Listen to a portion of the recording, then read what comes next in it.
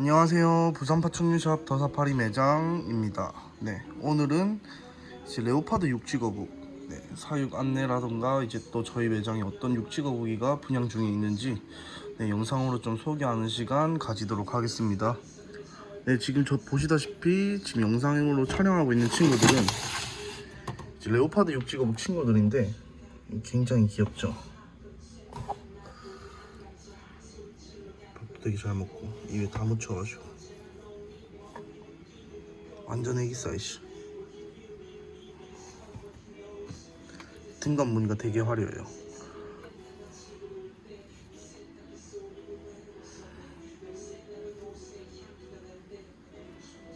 애들 보시다시피 진짜 살도 오동통통 다 쪄있고 되게 밥도 잘 먹고 되게 건강한 친구들만 이제 저희 매장에서 분양 중에 있습니다. 그리고 또 이제 오늘 왜 레오파드 육지거북이를 이제 소개해드리냐, 안 그래도 오늘 저희 매장에 레오파드 육지거북이가 지금 좀 한정 수량으로 한 10마리 가량 정도 입고가 되었어요. 따라서 지금 영상을 켜게 됐어요. 일단 뭐 간단하게 레오파드 육지거북이에 대해서 소개를 하자면, 레오파드 육지거북 같은 경우에는 아프리카 전역 넓게 분포해서 서식하는 친구들인데, 일단은 뭐 동부, 북부 이렇게 많이 이제 나눠지기도 하고, 그리고 뭐 중부에도 많이 서식을 하고, 뭐 남부에도 서식하고, 그냥 전역 넓게 퍼져가지고 이제 서식한 친구들이라고 보시면 돼요. 뭐 현지에서는 이거를 약간 조금 뭐 특식, 뭐 요리 개념으로 많이 먹기도 하는데, 우리 국내에서는 이런 아름다운 등간 무늬 때문에 이제 아무래도 이 애완용으로 되게 많이 키우기도 하거든요. 그리고 또 성장시는 되게 크게 그러니까 성장시 되게 대형으로 성장하다 보니까 아무래도 이제 입문자분들한테는 조금 부담될 수 있는 크기일 수도 있어요. 하지만 이렇게 보시다시피 이 매우 아름다운 이제 이 레오파드의 이 무늬 때문에 이제 되게 많이 사육하고 있는 이제 육지거북 중 하나예요. 지금 보시면 뭐 우리 국내에서 가장 뭐 입문종으로 근본적으로 제일 잘 나가는 종, 뭐 세 손가락 꼽자고 하면 뭐 당연히 뭐 호스필드, 그리고 또 이제 뭐 있지? 호스필드랑 뭐 동에르만, 그리고 마지막으로 레오파드. 이렇게 나가거든요.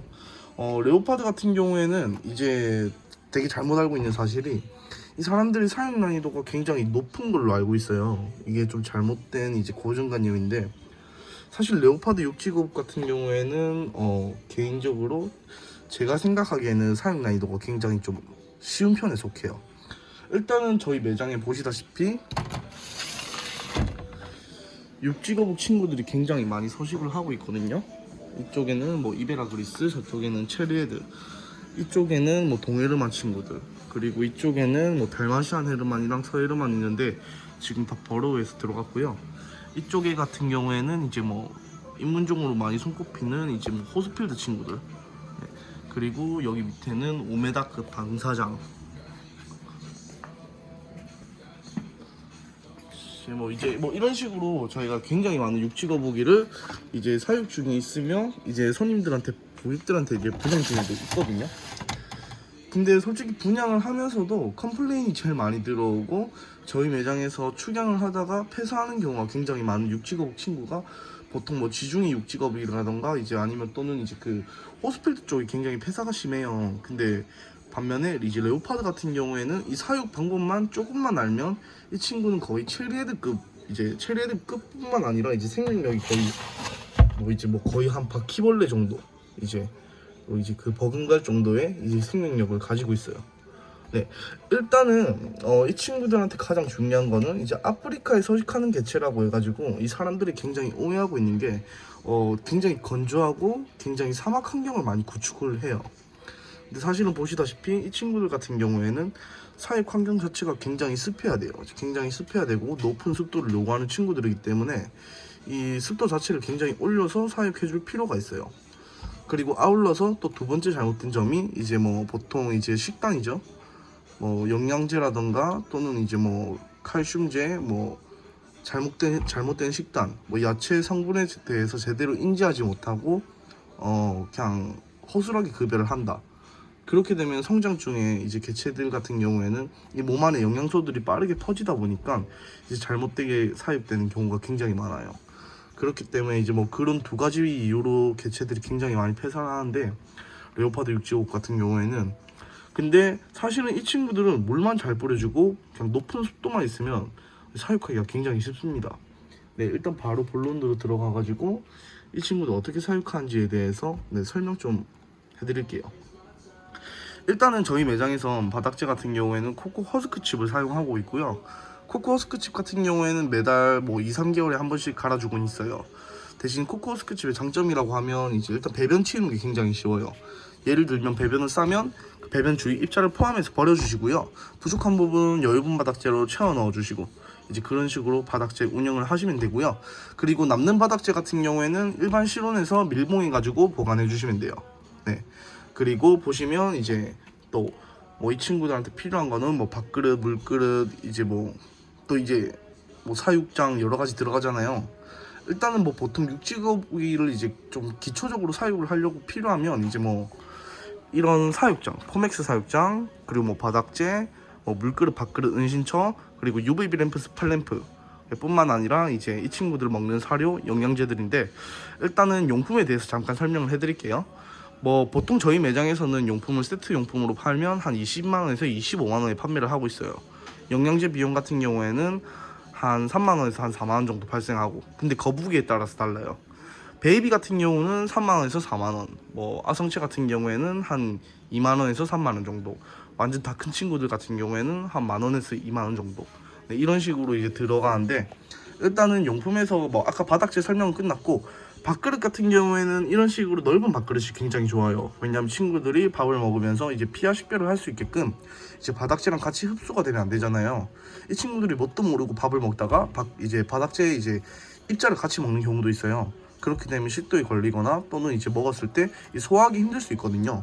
네, 따라서 바닥재 같은 경우에는 이런 큰 입자 코코 허스크 칩을 굉장히 권해드리고 있고, 그리고 밥그릇 같은 경우에는 굉장히 크면 좋아요. 그리고 밥그릇이 크면 좋은 점이 야채를 굉장히 많이 담을 수 있는데, 이 친구들 같은 경우에는 다른 도마뱀들처럼 밥을 한 번에 먹는 스타일이 아니고 꽤 오랫동안 먹어요. 뭐 이제 뭐 한 12시간에서 뭐 24시간 정도 계속 꾸준히 먹다 보니까 아무래도 밥그릇은 좀 큰 거를 구비를 해주시는 게 좋고, 그리고 은신처 물그릇인데, 은신처 같은 경우에는 보통 이 쿨존이랑 핫존에 2개씩 많이 놔두는데, 아무래도 이제 처음엔 초기 비용이 많이 들다 보니까 저희 매장에서는 1개로 쿨존에다가 세팅을 해드리고 있어요. 그리고 뿐만 아니라 아울러서 물그릇 같은 경우에는 이제 육지거북 개체마다 다 틀리긴 하지만, 이렇게 레오파드 육지거북처럼 높은 습도를 요구하는 친구들은 조금 큰 물그릇을 구비해 주시는 게 좋아요. 물량은 어느 정도 이제 물그릇에 조금 넘칠 정도로 따라주시면 이 친구들이 이 넓은 사육 환경에서 이제 물 인지하기가 어느 정도 편해지는 거죠. 네, 그 정도 이제 맞춰주시면 되고, 그리고 물그릇을 좀 꿀팁을 드리자면 약간 조금 파가지고 넣으시면 돼요. 지금 보시면 이렇게 높잖아요. 지금 이런 식으로 파가지고 넣으면 이 친구들이 올라갔다 내려갔다 이제 하기가 굉장히 편하거든요. 네, 따라서 물그릇 같은 경우에는 조금 파가지고 놔둬주시는 게 제일 좋고, 그리고 네, 그 정도만 해주시면 될 것 같아요. 네, 그 정도만 해주시면 될 것 같고, 아 그래, 뭐 한 가지 더 좀 노하우를 알려드리자면, 은신처 같은 경우랑 밥그릇은 왜 쿨존에 놔두나요? 라고 많이 물어보실 수 있어요. 근데 예를 들어서 야채 그릇이 이 핫존에 있다. 핫존에 있으면 이 야채에 있는 수분이 어떻게 되겠어요? 빠르게 증발하면서 야채에 있는 뭐 비타민이라던가 영양 성분들이 굉장히 빠르게 날아가겠죠. 그렇기 때문에 반드시 야채 같은 경우에는 쿨존에 보관하시는 게 신선도가 조금 더 오래 유지되고 개체들이 오랫동안 밥을 먹을 수 있어요. 보통 그 이유 때문에 쿨존에 많이 놔두고요. 그리고 핫존 같은 경우에는 이제 핫존이 아니라 쿨존에 또 은신처를 놔둔 이유는, 아무래도 이 친구들이 잠 같은 경우에는 이제 핫존보다는 이제 체온을 방출하는 쿨존에서 많이 숙면을 취하기도 해요. 버러우도 하고. 그렇기 때문에 아무래도 이제 쿨존에다가 은신처를 많이 해주는 경우가 있죠. 네. 그리고 지금 보시면 이제 완전 입문자분들, 초심자분들은 이 UVB 램프랑 이제 스팔 램프에 대해서 잘 모르시는 경우가 있어요. 지금 저희 매장 보시면 세라믹 램프를 달았는데, 이 세라믹 램프를 단 이유에 대해서도 좀 근본적으로 말씀드리자면, 일단은 데이라이트 같은 경우랑 이제 세라믹 램프는 완전 이제 열 자체를 발산하는 방법이 틀려요. 이제 예를 들어서 뭐 대표적으로 이런 나투라 램프, 뭐 나투라 UVB 램프, 나투라 스팔 램프를 많이 쓰는데, 이 나투라 스팔 램프를 많이 쓰는 경우는 이제 아무래도 바스킹 존이 반드시 필요하고, 그리고 이제 열을 물질적으로 데울 수 있고 지면 자체가 물질적으로 체온이 올라갈 수 있는 그런 파충류들한테 많이 써주고요. 그리고 온도 자체라든가 습도 자체를 많이 발생하기 위해서는 세라믹을 많이 쓰기도 해요. 왜냐면 이 근본적으로 데이라이트 같은 경우에는 빛이 나오기 위해서는 이게 램프가 되게 동그랗잖아요. 이런 식으로 이제 여기 보시다시피 이제 여기에서 미세한 이제 주입관을 통해 가지고 이 산소가 주입되면서 이 필라멘트 심지에 발화가 되는 형식으로 이 데이라이트가 열을 쬐고 있어요. 근데 이거 같은 경우에는 아무래도 이 산소 일정량이 흐르다가 뭐 충격이라던가 또는 이제 뭐 어떤 이유로 인해서 산소 일정량이 흐름이 깨지게 되면 되게 파손이 잘 나면서 이제 또 이렇게 딸깍딸깍 거리면서 네 이제 그런 이제 리스크를 가지고 있고요. 근데 반면에 세라믹 같은 경우에는 전구 자체가 열로 데워져 가지고 열을 발산하는 방식이다 보니까 아무래도 사용은 조금 더 오래 할 수 있어요. 네, 뭐 그런 차이인데 또 차이점은 이제 사육장 전체적으로 열이 퍼지는 거랑 이거 같은 경우에는 지면 자체가 데워지는 거랑 완전 서로 다른 방식이거든요. 따라서 이제 이렇게 전구가 많이 이제 차이점이 있죠. 그래가지고 자기 그러니까 자기 생물한테 이제 맞는 램프를 많이 쓰기도 해요. 일단은 뭐 저희 매장에는 이제 호스필드라던가 이제 전체적으로 열이 필요한 친구들은 보통 세라믹을 많이 쓰고요. 그리고 이제 그냥 뭐 좀 강하고 이제 막 약간 조금 바스킹 존이 필요한 친구들 같은 경우에는 아무래도 이제 이런 이제 데이라이트 같은 경우를 많이 쓰기도 하죠. 그리고 UVB 램프 같은 경우 어떤 거냐, 이제 원래 얘들이 자연에서는 태양을 받으면서 내부적으로 영양소를 흡수를 하고 외골격 자체가 성장하는 친구들인데 인적인 환경에서는 우리가 맨날 일광욕을 시켜주기도 그렇고 이 작은 형태에서는 그런 환경을 우리가 구현해주기 매우 힘들어요. 네. 따라서 이런 UVB 램프가 준비가 되어 있는데 이 UVB 램프가 뭐냐, 이 램프가 까베기 형식이죠. 조금 독특합니다. 근데 이 열로 인해서 여기서 비타민 D라는 영양소가 파장이 흘러나와요. 그럼 이 친구들은 이 UVB 램프를 외부적으로 쬐면서 외골격 자체가 성장하기도 하고 네, 그리고 외부적으로 비타민을 흡수하기도 하고 이제 그러기 위해서 필요한 거라 보시면 돼요. 그리고 이 친구들은 이걸 보고 앞으로 생활하기도 하고 네, 그렇기 때문에 이거 같은 경우에 UVB 램프 같은 경우에는 12시간만 적용을 해주시면 돼요. 아침에 한번 켜주시고 저녁에 주무시기 꺼주시고 네, 그런 식으로 사용을 해주시면 되고요. 그냥 편해요. 그냥 출근하실 때 뭐 보통 이런 식으로 뭐 켜주고 뭐 퇴근할 때 오셔가지고 밥 먹고 주무시기 전에 꺼주시면 돼요. 뭐 어려운 거 없어요.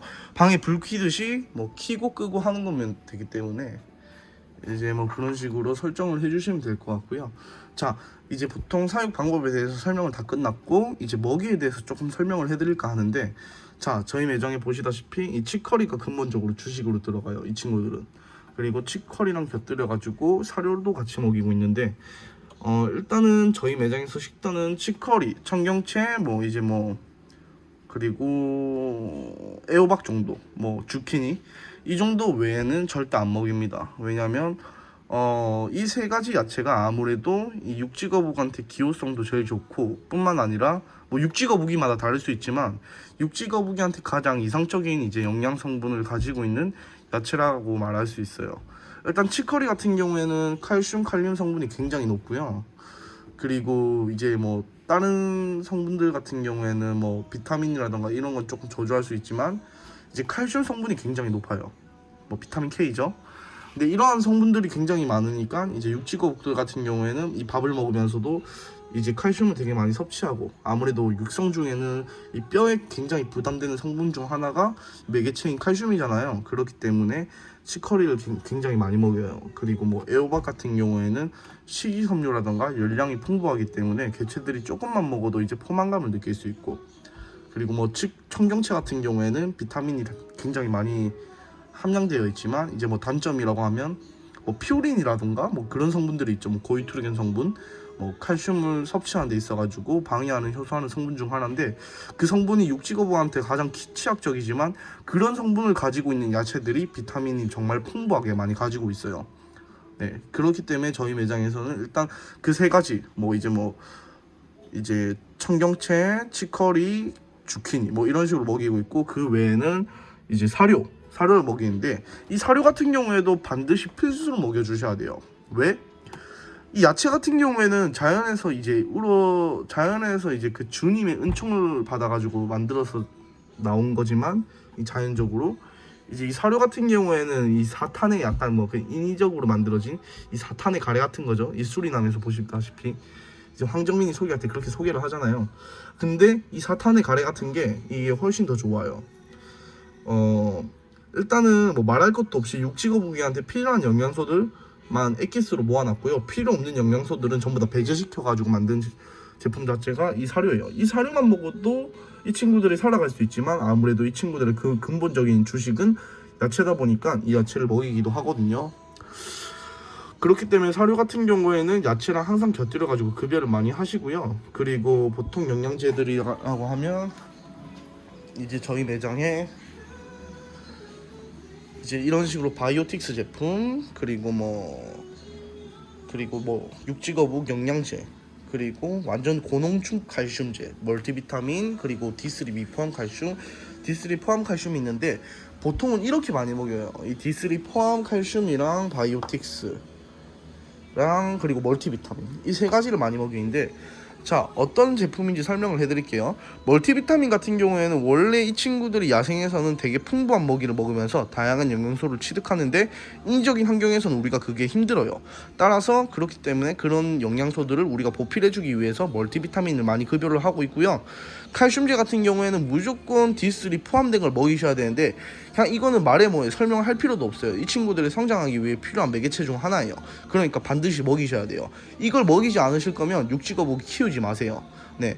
자, 밑에는 뭐냐, 바이오틱스라는 제품인데, 이 제품 같은 경우에는 유산균이라던가 이제 미생물 항생물질이 같이 들어가 있는 제품 중 하나로서, 이제 베이비 개체들 같은 경우에는 태어난 지 얼마 안 된 개체들 같은 경우에는 이제 몸 안에 있는 면역력이라던가 이 적혈구, 백혈구 자체가 활성화가 덜 된 상태이기 때문에 외부적으로 들어오는 미생물에 대해서 배제하지 못하고 그대로 침입을 허용하고 많이 이제 세균에 감염되고 또는 뭐 폐렴, 감기에 감염되는 경우가 굉장히 많아요.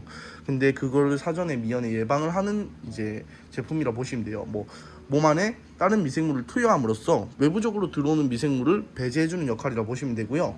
그리고 유산균도 같이 들어가 있어요. 유산균 같은 경우에는 유산균도 미생물 중 하나거든요. 근데 유산균을 먹으면 뭐가 좋냐? 장 기능에 굉장히 좋아요. 그러면 배변을 빠르게 하겠죠? 배변을 빠르게 하면서 이 친구들은 또 되게 공허한 상태가 될 거예요. 그렇게 되면 밥을 또 굉장히 많이 먹겠죠? 근데 그게 빠르게 지속이 되고 사이클이 돈다? 뭐 밥 먹고 똥 싸고 밥 먹고 똥 싸고 이게 계속 반복되잖아요. 그럼 어느새 이 친구들이 밥을 엄청 많이 먹을 거예요. 그럼 어느새 엄청 크게 성장했을 거예요. 네, 크게 성장했을 건데 이 크게 성장했으면 뭐가 좋냐? 그만큼 몸 안에 있는 면역력 자체가 많이 올라가고 그리고 건강 상태도 굉장히 좋아지고 체질 자체가 건강이 개선이 되는 거죠. 무슨 말씀인지 이해하셨죠? 그렇기 때문에 저거 같은 경우에는 일정 양만 먹이시고 몇 년 주기로만 먹이시고 그 뒤로는 안 먹이셔도 돼요. 뭐 먹이고 싶다고 하시면 먹이셔도 상관은 없는데, 근데 조금 저렴하게 가성비 있게 키우신다고 하시면, 사실 이 단어 자체가 안 좋긴 한데 저렴하고 가성비라는 게, 근데 저것만 먹이셔도 뭐 충분히 사육하실 수 있기 때문에 크게 걱정은 없이 사육할 수 있습니다. 네. 근데 뭐 칼슘제 같은 경우에는 뭐 두말할 거 없이 그냥 뭐 계속 먹여주셔야 돼요. 죽을 때까지. 네. 해봤자 얼마 안 해요. 한 15,000원, 뭐 18,000원 이렇게 하는데, 이 정도 양 같은 경우에는 이제 아까 보여줬던 양은 뭐 한 2년 정도 먹이실 거니까 정말 값싼 투자라고 생각을 하거든요. 네, 그 정도 먹여주시면 충분하고, 그리고 그거 외에는 이제 사육자분 선택사항, 네, 그런 식으로 먹여주시면 될 것 같아요. 그리고 온육 같은 경우에는 저희 매장에서는 이제 10일에 한 번, 보통은 15분 정도 강행을 해주고 있습니다. 보통 반찬통에 놔둬가지고 물온도 맞추기 어렵잖아요. 그냥 약간 미지근하게 물을 맞춰요. 그리고 여기 밑에 핫존 밑에 놔두면 이 전구가 알아서 열을 데워줄 거예요. 물을 그렇게 사육을 하시면 그렇게 온육을 하시면 돼요. 물높이 같은 경우에는 거북이가 충분히 목을 빼고 숨 쉴 수 있을 정도로, 네, 그 정도로만 해주시면 되고, 제가 영상이라서 조금 어색해서 말을 좀 되게 더듬고 목소리도 되게 이상할 거예요. 근데 다음에 뭐 혹시나 사육하다가 뭐 모르시는 부분이 있거나 어려운 부분이 있으면 편하게 저희 매장에 전화 주셔가지고 여쭤보시면 돼요. 그리고 뿐만 아니라 저희 매장 같은 경우엔 육지거북이 전문점인 만큼 육지거북 친구들이 굉장히 많이 살고 있어요. 저희 매장에 일단 뭐 홈페이지 보면 종류가 굉장히 많아요. 홈페이지 보면 종류가 굉장히 많고, 그리고 혹시나 또 이제 저희 매장에 육지거북 분양받고 싶다고 하시면요, 편하게 전화로 상담 받으시면 되니까 언제나 편하게 전화 주시거나 방문해 주시면 될 것 같아요. 그리고 네, 뭐 오늘은 육지거북 소개는 지금 여기까지 하도록 하고, 뭐 나중에 더 궁금하신 게 있으면 편하게 여쭤보시면 될 것 같습니다. 네, 지금까지 부산 파충류샵 버사파리 매장이었습니다.